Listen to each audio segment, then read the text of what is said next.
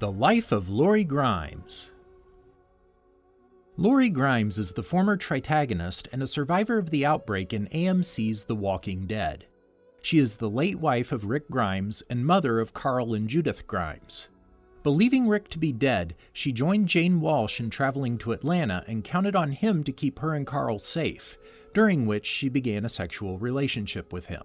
Welcome to the Amagi. In today's video, we're going over the life of Lori Grimes. Before we begin, we publish a new video every day, so be sure to subscribe to our channel and ring the bell to get notified about our latest videos. The Amagi's reach stretches beyond just this channel, so if you're a fan of us, please consider subscribing to our other channels and following us on all of our social media. Help us reach our goal of passing 100,000 followers on all of our accounts by the end of the year. And with that out of the way, let's get into the video. Pre-apocalypse. Lori lived and grew up in King County, Georgia. In high school, Lori met Rick Grimes, a fellow student. She also became friends with Rick's best friend, Shane Walsh. Eventually, Lori and Rick fell in love with each other and became married. Together, they had a son named Carl. They lived as a typical suburban family in King County, Georgia. On Sundays, she made pancakes, despite the fact that she knew they were really awful. Over time, their marriage became increasingly strained, with Rick distancing himself from her. His unwillingness to talk about his feelings and their problems resulted in fights, where harsh words were spoken by Lori. It had even reached the point where she began to question his love for her and Carl. Days before the apocalypse, Lori confided in a friend, Paula, to ease the stress and seek advice. Shortly after, Lori was told through Shane about Rick being shot and shared the news with Carl. Post-apocalypse. Lori, along with Carl, Shane, and a bedridden Rick, still resided in King County when the outbreak occurred. Lori tried for days to call her mother to see if she was okay, but she never picked up. Lori assumed she had died in the outbreak. 2 weeks into the outbreak, it got too dangerous to stay in King County, and the military directed them to Atlanta, where a safe zone was established. Before leaving, Shane tried to gather Rick from the hospital, but returned to Lori and Carl, claiming that Rick had died. On the road to Atlanta, Lori, along with Carl and Shane, were caught in a traffic gridlock. There, they met Carol, her husband Ed, and their daughter Sophia. Lori and Shane became concerned when the radio for the safe zone stopped playing and believed that they were turning people away, until they discovered that Atlanta had become overrun with the dead and was napalmed by the military for Operation Cobalt. Along the side of the road was a quarry lake outside of Atlanta. Lori, along with Carl, Shane, Carol, Ed, and Sophia, established the survivor camp. They were later joined by people who couldn't make it into the city. As time progressed, Lori became extremely vulnerable, and believing Rick to be dead, began a sexual relationship with Shane. First blood. After the apocalypse began, Lori sent a message to Shane telling him she was going to go to check on Rick at the hospital. Days gone by. In a camp outside the city, a group of survivors, among them Shane, Lori, and Carl, receive Rick's transmission. However, Lori and Shane don't recognize Rick's voice over the garbled transmission. Amy runs to the CB but can't get a reply. By the time Shane takes over the CB controls and introduces himself, Rick has left the emergency broadcast channel. Lori voices that she's been saying for a week that they should put signs up on the highway warning people away from the city and volunteers to go on her own. But Dale and Shane argue that venturing out is too risky. Lori walks off and Shane goes after her. "You can be pissed at me all you want, it's not going to change anything," he tells her. Inside her tent, Shane tells Lori that she needs to keep it together for Carl, who has lost so much already. Lori agrees and they kiss passionately, before Carl interrupts them, not seeing them kissing. Lori promises him she's not going anywhere and tells her son to go finish his chores, watching him run off smiling. Guts. In the camp, Lori sits by a fire pit when Amy walks over carrying a red pail with a few mushrooms inside. She asks her how to tell if the mushrooms are poisonous, to which Lori replies that they would have to eat one to know. Amy, unsatisfied with that method, tells Lori to ask Shane when he gets back. Lori nods before she excuses herself to look for more mushrooms in the forest. She tells Carl, who's playing in the dirt, to stay where Dale can see him. "Yes, Mom," says Carl. Dale also tells Lori not to go too far either. Lori heads into the forest alone, unnerved by the sounds of snapping branches and moving brush, while she bends down to search for more mushrooms. Suddenly, Shane sneaks up behind her, puts his hand over her mouth, and pulls her to the ground. "How much time do we have?" he asks, kissing her.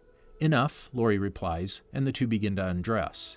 They stop momentarily when Lori notices Rick's wedding ring, which she's attached to her necklace. She takes the locket off and lays it on the grass. Later that day, Lori's doing laundry as Shane teaches Carl to tie knots. Suddenly, the radio crackles and squeaks, and T-Dog's garbled transmission comes through, explaining that they're trapped in the department store, surrounded by hundreds of walkers. Dale responds to the transmission, but only radio silence follows. "We do not go after them. We do not risk the rest of the group," Shane insists. Amy argues that Andrea's life is at risk, but Shane tells her she's gone. Amy is furious because it's her sister and storms off. Lori follows to comfort her. Tell it to the frogs. In the camp, Lori gives Carl a haircut while Shane promises him that they will catch frogs at the quarry so that they can eat their legs. Lori expresses her disgust at the thought, while Shane tells her she'll be begging for more once she tastes them, then smiles while telling Carl, "We'll be heroes, son. Shane and Carl, spoken of in song and legend." Their moment is interrupted by the approach of Glenn's Challenger alarm blaring. The rest of the group then arrives. Andrea and Amy tearfully reunite, as do Morales with his family. Carl becomes emotional and Lori leads him away. Rick emerges and recognizes Shane. The two trade stunned glances as Carl spots Rick and runs into his open arms. Lori stares at Rick, but she tearfully embraces her husband and son. She looks up at Shane while she cries into Rick's shoulder. In the night, around a campfire, Rick describes the disorientation he felt waking up alone in the hospital. Lori explains she was told Rick would be brought over to Atlanta, but it never happened. "Mom said you died," Carl comments. "She had every reason to believe that," Rick replies. He then expresses immense gratitude to Shane for saving and taking care of his family. He then volunteers to deliver the news to Daryl Dixon about his brother, as does T-Dog, who is racked with guilt for dropping the key. Later on in their tent, Rick says goodnight to Carl and then takes Lori's hand as he crawls into bed with her. He tells her he knew she and Carl were alive because their photo albums were gone when he returned to their house. Lori smiles and pulls one open. "I told you so," says Rick, and Lori jokingly accuses him of getting cocky as she grabs for the family photo in his jacket pocket. They reflect on their past mistakes and are grateful for the second chance that they have been given. The next morning, Lori is doing the laundry when Rick tells her he keeps thinking about leaving Merle behind, and he plans to return to Atlanta. Lori is shocked, but their discussion is interrupted by screams. Lori runs to Carl and protects him. Later, Lori announces to Daryl that Rick's going back to rescue Merle. Lori pleads with Rick not to risk his life for a man like Merle. Rick explains to her that he also needs to collect his walkie-talkie from the bag so that he can warn Morgan Jones away from the city. He claims he owes them his life. He also explains to her that there are several guns and bullets in that bag that will help them and the people at the camp. Lori gives up arguing, and Carl tells Rick he's okay with his reasons for going back to Atlanta. In their tent, Lori frets about Rick. "I'm not worried," Carl assures her, taking his mother's hand. "Think about it, Mom. Everything that's happened to him so far, nothing's killed him yet." Later on, Lori looks for Carl around the camp. Dale tells her he should be down at the quarry catching frogs. She heads down to the quarry where Shane is teaching Carl to catch frogs. Lori orders Carl to return to camp. After he leaves, Shane tells her not to take it out on him, and Lori warns him to stay away from her family. "I think we should talk," Shane says, but Lori snaps, "You can tell that to the frogs." Shane asks Lori if she thinks he's not happy about Rick's return. "Why would you be? You're the one that told me that he died," Lori responds, storming off. Vatos. Lori congratulates Andrea and Amy when they return to camp with several caught fish. Amy volunteers to teach Carl about knots and fishing, and Lori allows her to. When Jim is seen digging holes on top of the nearby hill, the group of survivors, including Lori, go to confront him. Later, Lori is seen teaching school lessons to Carl and Sophia, while Jim is tied up nearby to prevent him from harming himself. At night, Lori joins the others for supper to eat the cooked fish. As they all chat, they are soon attacked by a group of walkers. Lori originally takes cover behind Shane. However, when Rick returns from his city mission with Glenn, Daryl, and T-Dog, Lori and Carl rush to embrace him instead. Shane is visibly annoyed. Lori watches in horror as Andrea cradles Amy, who is killed by walkers. Wildfire.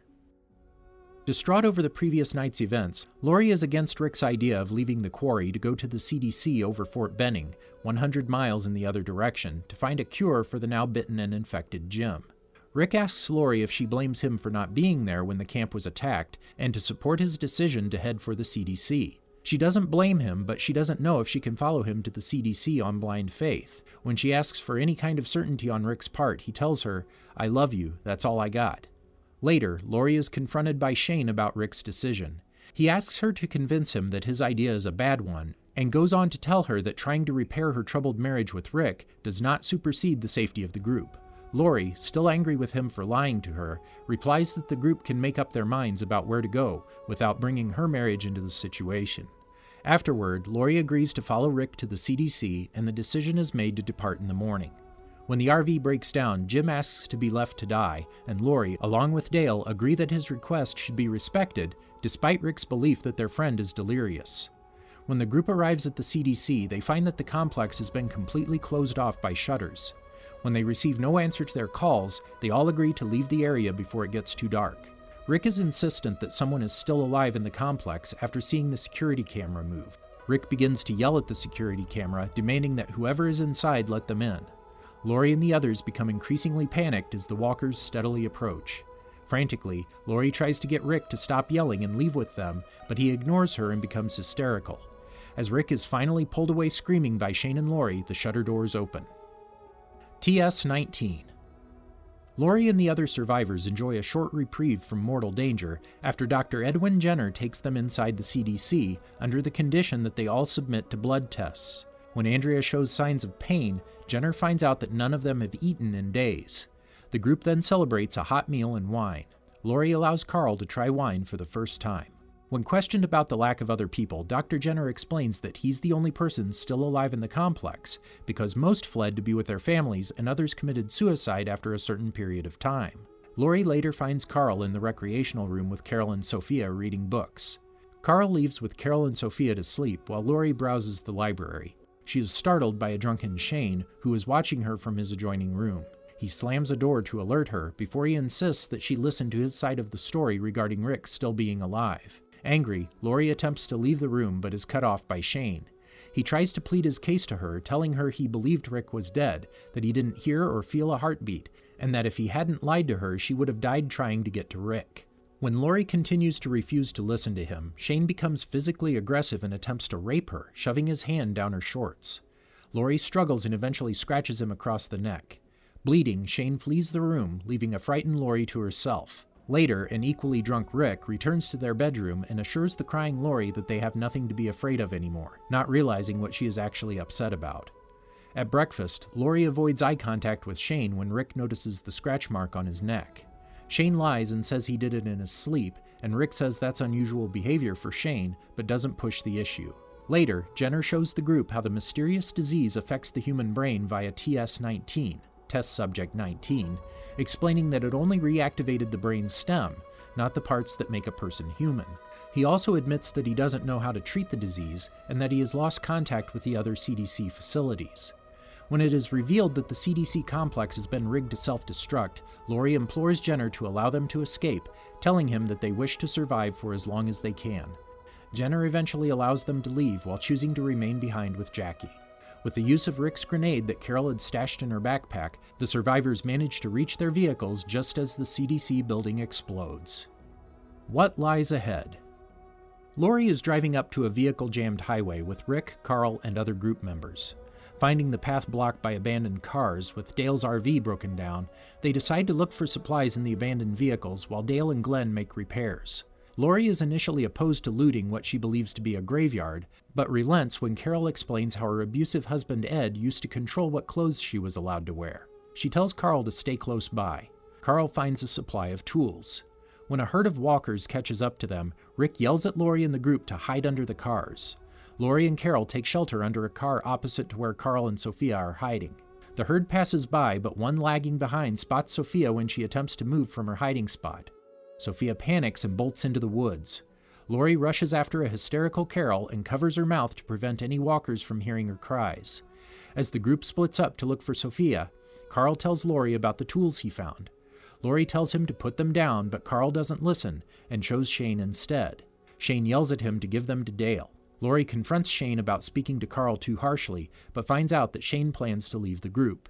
Lori comforts Carol after she becomes distressed by nobody being able to find Sophia by sundown. Rick walks away from the group after Carol blames him for Sophia going missing, as Rick left her alone to attend to a stray walker. The next day, Lori addresses the group's hypocrisy toward Rick, saying, "You look to him, then blame him when he's not perfect." Elsewhere in the woods, Carl is shot through the stomach while looking at a wild deer. Bloodletting. In a pre-apocalypse flashback, Lori is outside Carl's school waiting to pick him up. Lori tells a friend about her marital problems with Rick and the fight they had that morning, the same one Shane and Rick discuss in days gone by. Lori explains that Rick has no fire about him and won't even participate in an argument with her. She tells her friend that she knows she's being irrational but doesn't know why. Her friend asks, "But you still love him?" And Lori responds, "I think I do." She then ponders if their current communication issues came from marrying too young. Before they can finish the conversation, a police siren rings out and several cars roll into the car park. Lori excuses herself and appears apprehensive, knowing something is wrong. Shane slowly exits his vehicle with a grim expression. Lori asks, "Is he alive?" Shane tells her Rick is in surgery. Lori is distressed about telling Carl, who is walking over to her, but Shane says she doesn't have to do it alone. He stands nearby as Lori informs Carl, who begins to cry. In present time, Lori is apprehensive, wondering why only a single gunshot rang out, not knowing she heard Carl being shot. Later, Maggie catches up to the group by horse in order to inform Lori about Carl and rush her to the Green family farm. Lori begins to cry as soon as she sees Rick covered in blood. They embrace, and Rick takes her to Carl's bedside. Save the last one. As Carl clings to life, Lori tells Rick she temporarily forgot Jackie was dead, then remembered Jackie doesn't have to deal with the trauma of the apocalypse anymore. She wonders if she and Rick are doing the right thing by Carl, trying to keep him alive in this increasingly violent world. She wonders if Dr. Jenner was right about not living in their world any longer, but Rick disagrees. They cannot agree on what's right. Soon after, Carl awakens and fondly remembers watching the deer in the forest. He has a seizure due to blood loss, while Lori and Rick watch horrified. Rick tells Lori about the deer and says he believes it to be a sign that it's worth keeping Carl alive, despite everything, because he still sees beauty in the world. Carl stabilizes once Shane returns with the appropriate medicine, but without Otis. As Lori tearfully embraces a still unconscious but stable Carl, Shane enters the room. Lori tells him to stay. Cherokee Rose. Shane asks Lori if she really meant it when she said stay. Lori says she did, but does not elaborate. Lori then asks Glenn to discreetly get her something secret while he is on a pharmacy run. Later, Lori helps the group attempt to pull a fallen walker out of the farm's well. However, it disintegrates as they pull it out, filling the well with blood and guts. Carl tells Rick that Lori informed him Sophia still isn't rescued yet. At night, Lori moves outside alone and reveals that the item she asked Glenn for was a pregnancy test. She takes the test and it shows positive. She is pregnant. She begins to cry upon seeing the result. Chupacabra. In another flashback, the apocalypse has begun and people are frantically trying to leave the city. Lori, Shane, and Carl are stuck in a traffic jam. Lori and Carl speak to Carol and Sophia, also stuck in the traffic, along with Carol's abusive husband, Ed. When Carl exclaims he is hungry, Carol offers some of their food. Ed, however, berates her for talking to strangers, saying it's not safe. Lori and Shane notice people moving into the forest nearby and ask Carol to watch Carl while they head over to find out what's happening. They stop when they see the city of Atlanta in the distance being bombed by the military in order to try to curb the Walker outbreak. Shane is stunned and Lori becomes overwhelmed with fear. Shane comforts her while she cries. In the present time, Lori wakes up and helps Carol with the laundry. Carol asks Lori if she would ask the Greens if they can cook a thank you dinner in their kitchen. When Lori asks why Carol won't ask, Carol says it would look better coming from the first lady of their group. Glenn later confronts Lori about her pregnancy and begs her to tell Rick. She pleads with him to keep it secret until she finds the right time to tell. Rick asks Lori for advice about Sophia, as it's been days since they last saw her and the search is beginning to seem hopeless. Lori insists they keep searching and says if it were Carl, they would want everyone to keep looking. After Daryl nearly dies looking for Sophia, Shane tells Lori he thinks Rick should start making tougher calls and stop the search.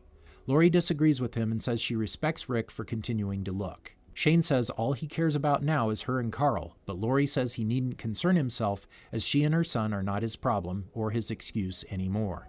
Later, Lori helps Carol, Patricia, and Beth prepare the thank you meal for everyone. Secrets. Lori and Carl are feeding the chickens on Herschel's farm. Carl asks where one chick's mother is, and Lori avoids the obvious answer. Carl then notes that it was probably eaten, saying everything is food for something else. Lori is unsettled by his dark outlook. Later, Glenn again urges Lori to tell Rick about the pregnancy, but when Lori becomes distressed, he comforts her and says he'll support her no matter what. Later, Lori and Rick find out that Carl stole a gun in order to feel safe, and they debate about whether they should teach him to use weapons. Lori feels Carl is too young to be armed and out in the wilderness, and still needs to recover from his injury. She eventually agrees with Rick that it's important he knows how to use a weapon and allows him to practice shooting. Lori helps Herschel with repairing the farm fence and thanks him for everything he's done. As they talk, Herschel mentions how he wants her group to leave soon. She panics and later tells Rick to convince Herschel to change his mind and allow them to stay. Rick says he needs time to wait for the right moment to ask. Dale confronts Lori about her pregnancy after Glenn reveals it to him. He notices her morning sickness and tells her his wife had the same symptoms. He explains that they experienced a miscarriage and stopped trying after that. Lori is distressed that Dale knows about her pregnancy. He asks if she hasn't told Rick yet because of Shane. Lori is horrified Dale knew about her accidental affair with Shane, and explains she slept with him because she felt like I died with Rick, and wanted to feel something.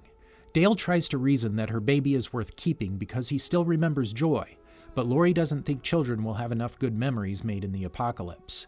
Glenn apologizes for telling her secret and Lori forgives him. She then asks him to go on another pharmacy run. He agrees, taking Maggie with him, but Maggie is attacked by a walker in the pharmacy. When the two return, Maggie screams at Lori for making them risk their lives for methotrexate, pregnancy-terminating pills. Glenn later comes to Lori to give her some prenatal vitamins in case she changes her mind. Lori takes the pills to induce a miscarriage, but immediately had a change of heart, running to a nearby field and threw them up. Rick enters their tent and finds the pills. He confronts Lori. They argue, with Rick angry that she wouldn't tell him nor consult with him about what to do. Lori says she does not want to raise a child in the apocalypse, even though she threw the pills up. Rick is through with their communication issues getting the best of them, and he asks her if there's anything else she's hiding. She admits her affair with Shane, and Rick admits he knew deep down something had occurred between them. He says he understands Lori thought he was dead. Pretty much dead already. The group is eating breakfast. Lori notices Rick lost in thought and asks him where he went. He reassures her that he's right here. Glenn then tells the group that the barn is filled with walkers. They're stunned and head down to the barn to check. The walkers bang against the padlocked doors. Rick says he'll talk to Herschel about it, but is hesitant to leave the farm as Sophia's not been found yet. Shane wants to leave for Fort Benning. Daryl says he's close to finding Sophia, but Shane insults Daryl, who attacks Shane, while Lori and Rick help break up their altercation. Shane tells Lori, "You keep your hands off me." Later, Carl asks Lori if Shane really does believe Sophia is dead. He says he wants to stay until they find her and doesn't want to leave the farm at all. Rick tells Shane Lori is pregnant. Later, Shane confronts Lori again about thinking Rick was dead, but his confrontation turns into asking her to think of a time when Rick saved her life. He tells her he's saved her life 4 times now. He then says the reason she didn't abort the baby is because she knows it's his. Lori tells him it's Rick's, but Shane is skeptical. Lori states that the baby will never be Shane's despite any dispute about paternity. Later, when Shane opens the barn and frees the walkers, Lori protects Carl, later comforting him and crying when Sophia is revealed as a walker. Nebraska. Lori tries to comfort Rick, who's distraught about Sophia and feels foolish for believing he was still alive. Later, she tries to convince Carol to attend the funeral being held for Sophia, but does not want to attend. Lori is disturbed when Carl tells her he would have put Sophia down if he could. Lori implores Rick to talk him out of his increasingly cold state of mind. Dale begins to figure out that Shane killed Otis and tells Lori he feels Shane is dangerous and unpredictable. After Beth goes into a belated catatonic shock state from the shooting at the barn, Lori tries convincing Daryl to go out and help Rick and Glenn find Herschel. Daryl is offended she would even ask when Rick and Glenn are already out there and yells at her when she calls him selfish. Lori decides to head out herself, taking a map and a revolver with her. As she drives away, she becomes preoccupied while looking at the map and hits a stray walker on the road. The car spins out of control and flips over. Triggerfinger. Lori awakes in the wrecked car, which is flipped on its side. She screams when she sees a walker trying to break through the windshield to get to her. She tries to work her way out of the lopsided car and kills the walker with a screwdriver she finds. When she escapes the wreck, another walker attacks her. After a terrifying struggle, Lori eventually retrieves her gun from the car, shooting the walker in the head. Later, Shane finds Lori walking up the road, still attempting to head to town to find Rick. He gets out of his car and tries to convince her to go home. Lori refuses his attention and refuses to get into the car. Realizing that he has to lie to get her back to the farm, Shane tells Lori that Rick is already back at the farm. They arrive at the farm and Lori immediately finds out Rick is not there. Shane defends his lie, insisting in front of the group that the baby's safety was at stake. The group is shocked to hear Lori is pregnant, including Carl, who is upset that he was kept in the dark. Later, Carl and Lori discuss the baby, and Carl shares his excitement about being a big brother. Lori tells Dale that she and Rick never gave Carl the talk about how babies are made because they forgot before the world fell apart. Shane appears asking Lori if they can talk, but she is still angry about his dishonesty, both with the white lie about Rick and the ongoing issue of Rick not being dead in the hospital. She alludes to the Otis incident to garner Shane's reaction, but he says he killed Otis because of his love for Lori and Carl. Lori tells Shane she told Rick about their affair. Shane becomes agitated, asking Lori if she really told Rick how close they became, or if she only told him about their infidelity. He argues his intentions are only ever in keeping Lori safe and wills her to see that she loves him too. Lori continually denies any emotional depth as Shane frames the affair as the one good thing they had since the world fell apart. The next day, as the Grimes family is reunited, Rick notices Lori's minor injuries and asks her what happened. Lori says she was in a car accident. Shane interjects that he had found Lori walking alone looking for Rick and brought her back to the farm. Rick and Lori are in their tent alone later. Lori says they need to talk about Shane because he thinks the baby is his. Lori assures her husband that no matter what, it will always be Rick's. Rick confesses that in the bar, he took human lives to protect what is his. Lori holds Rick and whispers in his ear that Shane thinks what's Rick's is his, that Shane is dangerous and needs to be stopped. Rick contemplates Lori's warning. 18 miles out. Rick tells Shane that Lori thinks he's dangerous. They discuss the affair, and Shane stresses that he had no interest in Lori before the events of the apocalypse. Maggie tells Lori that Glenn froze up at the bar shootout because she got into his head. Lori brushes this off and tells her Glenn is a big boy. She advises Maggie to tell him to man up and get it together, but adds, just don't say man up. Lori brings Beth a tray of food. She empathizes with Beth's loss of her mother, saying she herself had tried unsuccessfully to get her own mother on the phone when the apocalypse broke out. Beth asks Lori how she could have a baby in such a world. I don't really have a choice, Lori says. Meanwhile, Lori collects Beth's lunch, which hasn't been touched. As Lori clears Beth's tray, she notices the knife missing. She confronts Beth, who reveals it from under the covers and hands it over. Maggie scolds Beth for considering suicide. Lori and Andrea listen from the kitchen. Andrea tells Lori she shouldn't have taken the knife away. Beth has to choose to live on her own. Lori is horrified Andrea would even suggest this, particularly after her own battle with suicidal thoughts.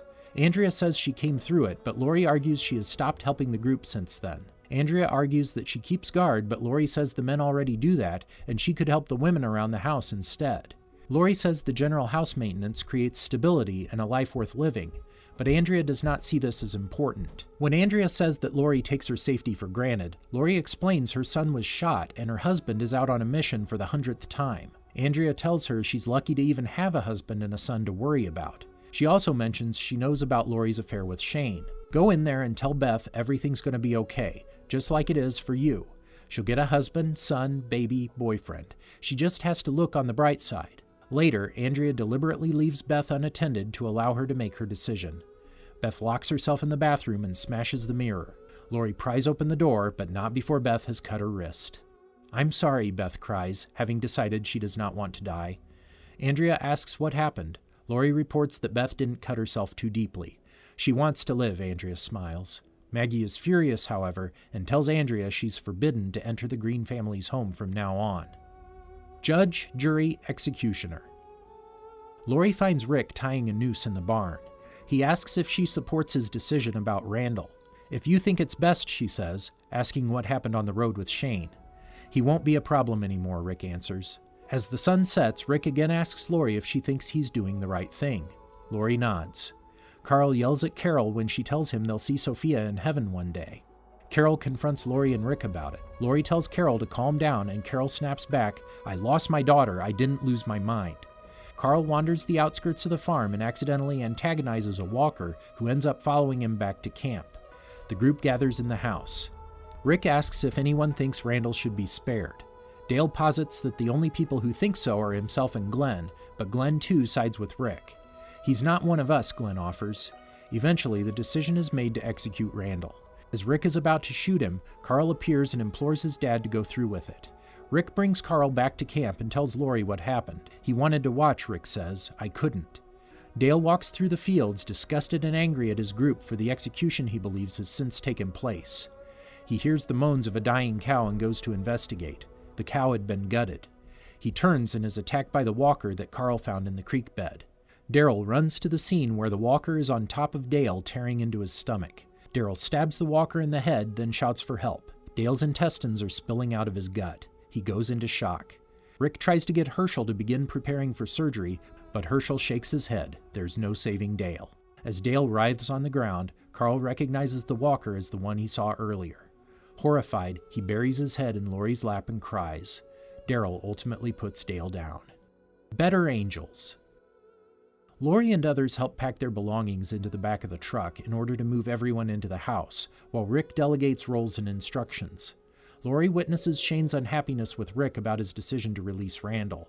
Rick is back in command and Shane is obviously bitter about it. Lori is struggling to lift a packed crate.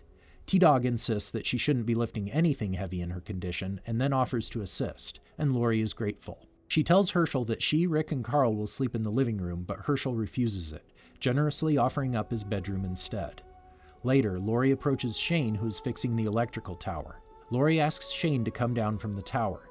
They lightheartedly reminisce about a pre-apocalypse occasion where Shane showed Rick up by fixing a sink, while Rick flooded the basement. Lori tells him that she felt there'd be enough room for emotional recovery after Sophia's death, but after Dale's, the direness of their situation is unavoidable. Lori says she made a mess of things and put he and Rick at odds. She tells him she really does not know whose baby she's carrying. She remembers the night they escaped the city and thanks Shane for saving her and Carl, and apologizes for the mess made since. Unfortunately, Shane interprets this acknowledgement as a rekindled romantic interest and becomes obnoxious toward Rick, teasing him about spending more time dealing with Randall than his own son, who he informs came to him with the gun and told him he was the one who led the walker that killed Dale to the farm. Later, when Shane prepares to kill Rick, he reasons that he is a better man for Lori and that Lori is a broken woman. Beside the dying fire. Lori is at the house when a huge herd of walkers begins invading the farm. She goes to get Carl but can't find him and starts to panic. She doesn't want to leave in case Carl comes back, but Carol convinces her they have to go. When she, Beth, Patricia, Carol, and T-Dog try to flee, Patricia is suddenly grabbed and attacked by several walkers, while still holding Beth's hand. Lori manages to pull Beth away from Patricia, and Carol gets separated from them in the struggle. As Lori, Beth, and T-Dog drive away from the farm, T-Dog says they need to drive toward the coast. Lori does not want to leave the location until they look for Rick and Carl, as well as the Greens. T-Dog gives in when Lori threatens to jump out of the car if he keeps driving away. They reach the highway and reunite with the others, except Jimmy and Patricia, who were killed, and Andrea, who was accidentally left behind. When Daryl questions why Randall was turned despite having no evidence of walker bites, Rick finally informs the group that Dr. Jenner told him in TS-19 the walkers do not pass on infection with bites or scratches, but that the infection is somehow part of them all genetically. If anyone dies at all, they will turn, no matter the cause of death. The group is disturbed and begin to question why Rick didn't tell them sooner. Later, Lori comforts Rick and tells him he must have had his reasons for not letting the group know. Rick starts to reveal how he killed Shane, becoming too wary of his threats and wanting their feuding to finally end. He says he knew Jenner was right about the infection when Shane turned almost instantly after being stabbed. During the revelation, a speechless Lori slowly withdraws. She is fearful at what her husband has become and guilty of her own hand in it. Rick mentions Carl was there and had to put Shane down to save Rick. Visibly angered and disturbed, Lori hangs her head and takes a few seconds to catch her breath. When Rick tries to touch her, she lashes out, horrified at what the situation has become, as well as Carl's involvement. She walks away, leaving Rick alone. Around the campfire, Rick becomes angered when told by Carol to do something to help their dire situation. Rick indignantly defends his role as reluctant leader, saying he killed his best friend for the group. Carl is stunned as he assumes Shane had just been bitten when he caught up to them in the field. He cries as Lori hugs him. Fed up with the group's doubts, Rick implements a dictatorship, saying this isn't a democracy anymore. A short distance away, the prison is visible. Seed. Lori is roughly 8 or 9 months pregnant. The survivors are desperate to settle down somewhere safe, but are forced to keep moving as walkers follow their every move. It becomes clear Rick is not talking to or acknowledging Lori at all. As the survivors discover an abandoned prison swarming with walkers, Lori helps distract the walkers from behind the interior fence, making it possible for Rick to close the security gate at the other end of the field, securing the location for the night. The group camps around a fire, and Beth tells Lori the prison will be a safe place to have the baby. Lori doesn't respond. Rick joins the camp and silently offers Lori his food, who refuses but eventually accepts when he won't eat it himself. Later, Rick reveals his plan to clear out the rest of the prison block the next morning. Lori tries to convince Rick to let them all spend a few more days just in the secured field. She wants to talk about the baby as well, but Rick is in no frame of mind to begin talking to her again and harshly brushes her off. She is left standing alone, near tears. After securing the prison block, Lori tries to thank Rick, but he ignores her again. Lori bunks with Carol. Later, Carol informs Herschel that Lori needs him, but won't tell Rick what's wrong. A tearful Lori tells Herschel she hasn't felt the baby kick in a few days and is scared it may turn while still in her womb, possibly even trying to kill her internally. Even though Herschel doesn't want Lori to think about that, she continues and begs him to put her down if she dies during childbirth and turns, without any hesitation. Herschel reluctantly agrees. She then reveals to him that she believes it would have been better if she'd never made it off the farm. She feels she's a burden, and Rick and Carl both hate her. She says she put the knife in his hand in regards to Rick killing Shane. Herschel reasons that her baby does not and never will care about any of this mess. As Rick and the group prepare to clear out and inspect the tombs, Lori watches from her prison cell. Sick. When Rick and the group return to C Block with an unconscious Herschel bleeding out from his amputated leg, Lori and Carol rush to stop the bleeding. They ask for the others to find any bandages or material possible to plug the wound. Carl sneaks away to find the prison infirmary and returns with enough supplies needed to help Herschel. Lori is grateful but angry at Carl for going off alone, and is horrified when he reveals he had to kill walkers to get to the first aid kit. Lori tries to explain that even with the whole crew around him, Herschel still got bit and lost his leg. Carl becomes angry at being reprimanded and tells Lori, "Get off my back," to which Beth yells, "Carl, she's your mother, you can't talk to her like that." Carl runs away embarrassed. Lori asks Rick what he plans to do about the prisoners he found in the cafeteria, and Rick says he doesn't have many options besides killing them. Lori assures Rick that while she's a bad wife and not winning any Mother of the Year awards, she knows Rick is not a cold-blooded killer, and implores him to do whatever he feels is right for protecting the group. Carol notes that Lori must be worried sick about giving birth, but Lori reassures her that she's fine. Carol then moves out to the field to practice a C-section delivery on a female walker. Herschel stops breathing and Lori performs CPR on him. He awakens suddenly and grabs Lori, making it seem like he may have turned. However, he was simply startled upon gaining consciousness and falls back into a slumber. Rick returns and shares a sentimental moment with Herschel, who thanks Rick with a silent handshake, and the group, as they acknowledge how lucky the Green family are to still be together. Lori exits the room and heads to a Passover outside. Rick follows. Lori and Rick have a sparse conversation without making eye contact.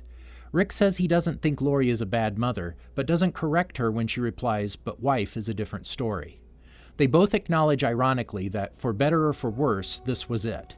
Divorce isn't an option. Rick gives Lori credit for saving Herschel, but she admits to hoping Rick wanted to talk about their marriage. Not ready to forgive and forget yet, Rick can only allow himself to reach out and touch Lori's shoulder stiffly. He thanks her, only on the group's behalf, for saving Herschel, and then leaves. Lori begins to cry, leaning into the spot on her arm where Rick touched her. Killer Within. Lori, Beth, and Carl help Herschel use crutches for the first time. They guide him out into the prison yard. Rick, Glenn, and Daryl are collecting firewood and notice Herschel out and about, as do T-Dog, Carol, and Maggie, who are moving cars. Everyone watches happily as Herschel seems to be fully recovering. Rick and Lori smile warmly at each other on opposite sides of the fence. The moment of happiness is broken when walkers suddenly swarm the yard, right where Lori, Carl, Beth, and Herschel are standing. Rick and Daryl race to unlock the gates separating them as Glenn rushes to secure the prison fence. Lori, Maggie, and Carl flee to Cell Block C, only to discover that there are walkers swarming the inside too. Running through the dark corridors of the prison tombs, the stress of the situation causes Lori to go into early labor. Carl finds them a safe place inside the boiler room. Lori tries pushing but begins hemorrhaging. She's close to losing consciousness, and Maggie tells her she needs to have a C-section or else the baby will die too. Lori makes the decision to have her abdomen cut open with Carl's knife so the baby can be removed, despite knowing she will not survive the procedure. She tells Carl not to be afraid and to take care of Rick and his sibling before they begin to cry and embrace each other. Maggie cries too. Lori asks Maggie to put her down once the delivery is done. Maggie apologizes and begins the procedure by cutting open Lori's stomach. The shock and loss of blood causes Lori to scream and lose consciousness almost instantly as Maggie successfully delivers the baby. Carl is unable to speak from shock and cries as he watches his mother's body. The baby is momentarily unconscious before Maggie performs a light version of CPR, and the baby begins crying. Maggie prepares to leave, but Carl reminds her that Lori will turn. As Maggie pulls out her gun, Carl tells her he wants to do it because Lori is his mother.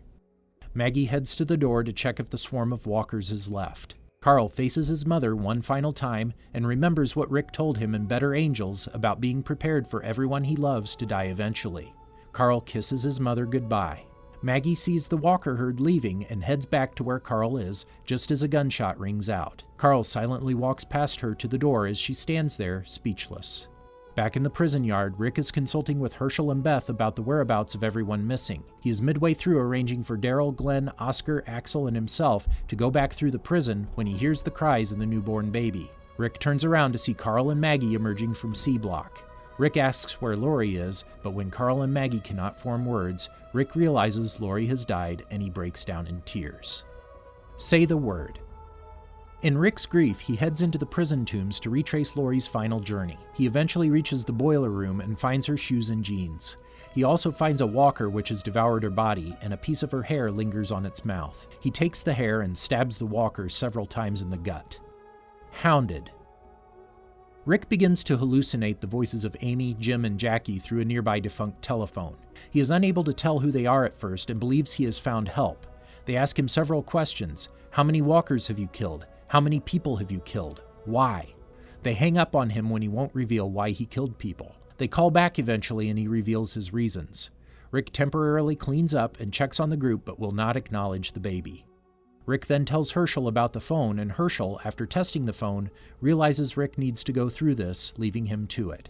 Rick is confused when the voices on the phone know about Lori's death, before Lori's own voice comes through, revealing that the calls were merely hallucinations in Rick's mind.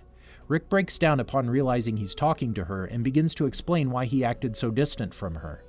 He felt that he could not realistically approach their marriage problems until they were safe. He tells her that regardless of his treatment of her, he loved her. She tells him that she loves him too, but he needs to get it together for Carl and his newborn daughter, telling him that they need him. As Rick comes back to reality, the call breaks up and Rick realizes it's not real.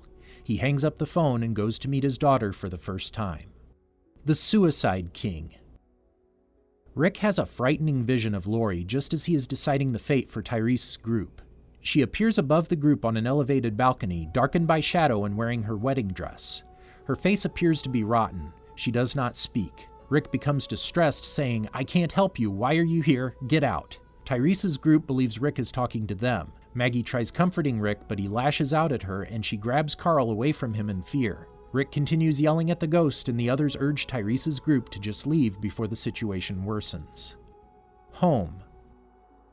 Rick surveys the prison yard in the early morning through binoculars and spots the same vision of Lori from the Suicide King standing by the makeshift graves. He rushes down there and she is visible to him right up until he reaches out for her, and then she vanishes.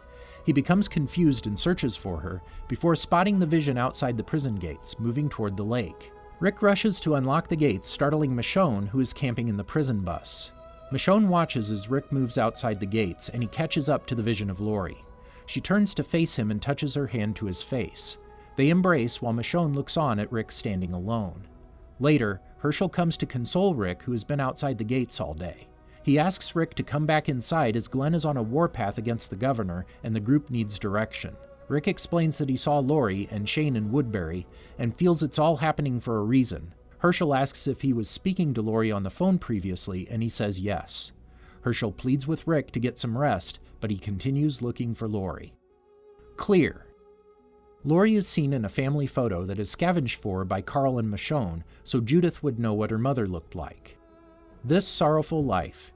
After being forced to hand Michonne over in exchange for the governor not attacking the prison, Rick is outside looking for wire to tie up Michonne's hands. He looks up and a vision of pregnant Lori appears to him on the prison's walkway, where they had their final conversation in sick. He says to himself, "You're not there, she's not there, but Lori remains." Rick decides against handing Michonne over and abandons the wire he found. He goes inside and tells Herschel he will not be handing Michonne over. Welcome to the Tombs. While Rick is getting ready to depart the prison with the rest of the group, due to the governor's impending attack, Lori appears to him on the prison catwalk again. Later, when Rick, Daryl, and Michonne return to the prison with Tyrese, Sasha, Karen, and all of the other Woodbury citizens, Rick glances back up at the catwalk and notices that Lori's vision has finally disappeared. He understands now. These hallucinations were his ongoing guilt manifesting. Now it's gone because he stopped being cold and ruthless toward people and began trying to help and save once again. Isolation. Lori is shown in the photo that Carl had taken from King County for Judith. The day will come when you won't be.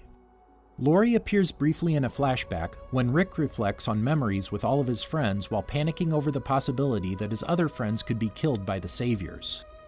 What comes after? Lori's voice is heard asking Rick what his wound is as he approaches Shane on horseback. Did you enjoy our video? Be sure to check out these other great videos from the Amagi and make sure to subscribe and ring the bell to be notified about our latest videos.